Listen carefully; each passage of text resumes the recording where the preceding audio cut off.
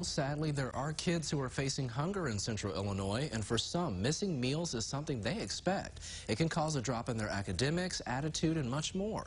So one local organization has been stepping up, not just to ensure that students are fed in the summer when school ends, but to see them healthier and happier in their life overall. So we're going to take a look at how Feeding Our Kids does just that in this week's Community Counts.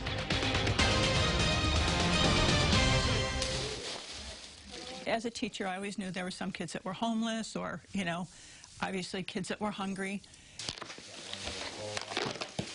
And when I see the list and the number of bags that go to individual schools, sometimes the number is staggering. How can there be that many kids in one school that need this much help?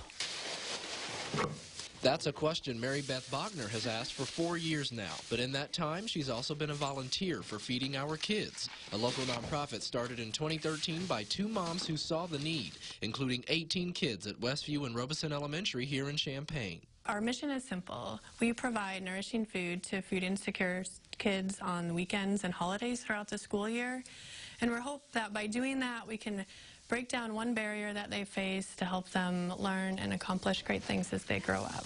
In order to do this, we have a lot of people and a lot of help.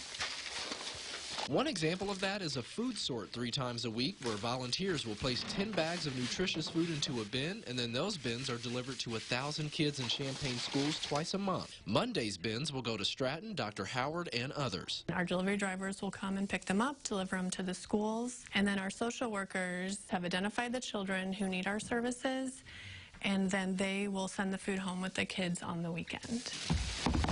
One of those delivery drivers is Mary Beth's daughter, Katie. Her husband, Bill, also volunteers, making it a family affair.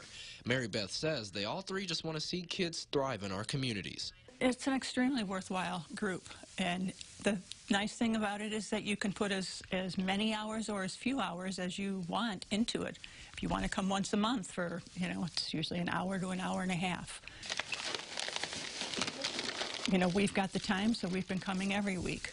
It's very individualized, but you know when you're doing it how much of an impact you're having on your own community and on the future, the kids. Feeding Our Kids has nearly 200 volunteers like Mary Beth and her family. They could be adults, college students, and high schoolers, but they're also helping organizations beyond just locally. They help the local Dream House and Rantoul Youth Center as well. We're grateful for all the community support we have, that we can do this, that we can send this food to the schools, and that we can help those students in need. And we've been doing it since 2013, and we hope to continue to do it to make the impact that we can, however big it can be. But their impact is so great now that Feeding Our Kids expanded. They initiated a food sorting at Urbana's Hope Center in 2021, the same year they acquired their own director of nutrition. This way, kids and their families can get what they truly need.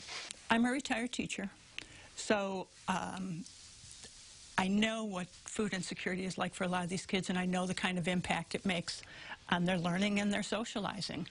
So being able to come and do this, to me, is important, knowing that kids in all the schools, are being helped and being given the food that they need so badly.